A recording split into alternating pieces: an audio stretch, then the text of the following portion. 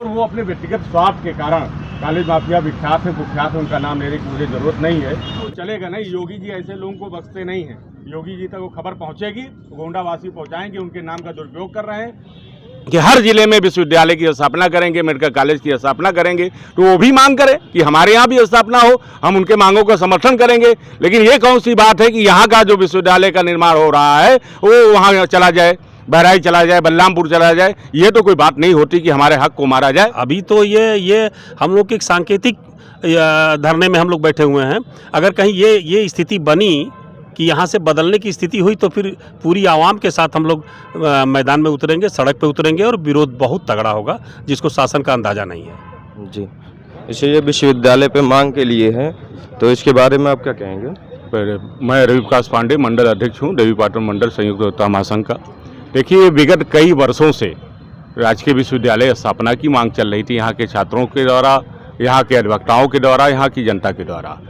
जहाँ की भारतीय जनता पार्टी का ये उसमें घोषणा पत्र में है कि हर जिले पे एक विश्वविद्यालय, एक मेडिकल कॉलेज का की स्थापना की जाएगी। इसी परिप्रेक्ष्य में आदरणीय योगी जी ने अपने गोंडा दौरे पर उन्होंने घोषणा किया कि यहाँ डोमा कल्पी में जो गोंडा मुख्यालय पर जो स्थान पहले से यहाँ के कमिश्नर जो रंगाराव जी थे, उन्होंने उसको चिन्हित कर दिया था, उसको पूरा वहाँ स्थान था, तो वहाँ पर एक विश्वविद्यालय बनाने की घोषणा आदरणीय योगी जी ने कर दिया था।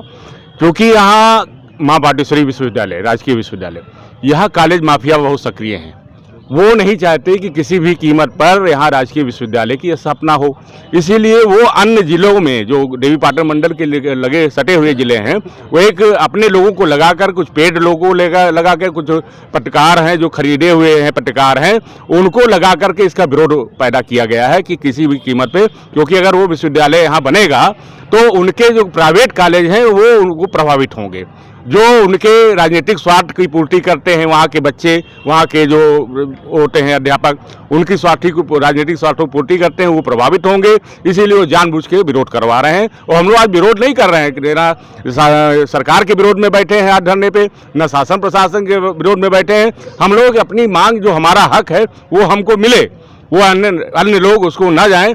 अगर कहीं अन्य जिले के मांग जो कर रहे हैं वो सार्थक ढंग से अपने जिले में भी मांग करते, क्योंकि तो भारतीय जनता पार्टी की घोषणा पत्र में सीधे सीधे कहा है कि हर जिले में विश्वविद्यालय की स्थापना करेंगे, मेडिकल कॉलेज की स्थापना करेंगे। तो वो भी मांग करें कि हमारे यहाँ भी स्थापना हो, हम उनके मांगों का समर्थन करेंगे। लेकिन ये कौन सी बात है कि यहाँ का जो विश्वविद्यालय का निर्माण हो रहा है वो वहाँ चला जाए, बहराइच चला जाए, बलरामपुर चला जाए। ये तो कोई बात नहीं होती कि हमारे हक को मारा जाए। अगर ये योगी जी से मैं कहना चाहता हूं कि जो गोंडा मुख्यालय पर जो घोषणा किया गया है उस मांग को हर हालत में पूरी होना चाहिए। जो विरोध है ये कृत्रिम विरोध है, ये कराया जा रहा है जानबूझ के कॉलेज माफिया द्वारा, उस पर कोई ध्यान न दिया जाए। नमस्कार मित्रों, मैं गोंडा जनता की आवाज़ से रोहित मिश्रा। आज हम आए हुए हैं गांधी पार्क में। यहाँ पर मतलब आंदोलन हो रहा है, किसके वजह से हो रहा है आज पूछते हैं। जी भैया, ये आपका नाम? अरुण कुमार सिंह मेरा नाम है।